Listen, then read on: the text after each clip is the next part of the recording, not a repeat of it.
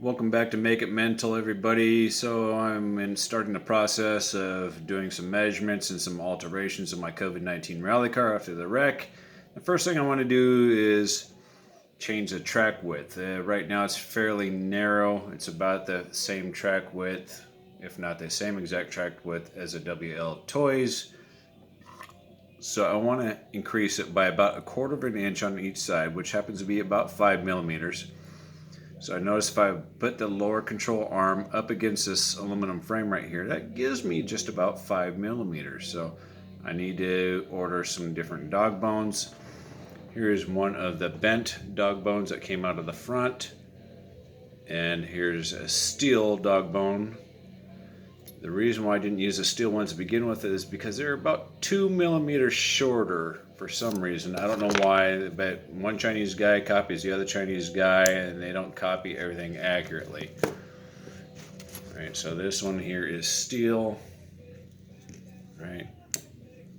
Aluminum, despite what you're told, is not as strong as steel. It's not. Not when everything is equal in size. Like if you have a 1-inch diameter steel pipe compared to a 1-inch diameter aluminum pipe, the steel pipe will win hands down.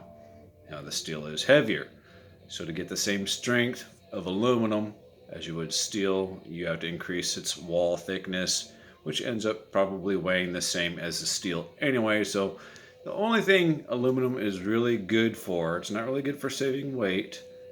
It's good for heat, being able to dissipate heat. Other than it looks pretty when it gets anodized like that one does. But so there's my first step. I need to either make some dog bones, which I think is possible because I can take these steel ones.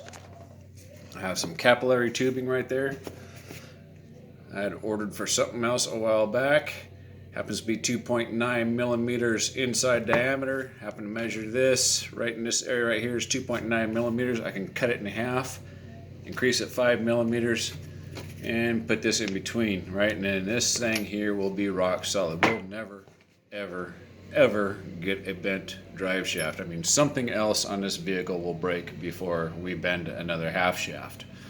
So that's an option because I know if I get online and I order one or try and find one that's 5 millimeters longer than this one, who knows how long it's going to take to get one here to the United States of America, because evidently shit like this is just too fucking complicated to make, right? We can put a cruise missile within 3 feet of a target at 300 miles away, but we cannot make shit like this.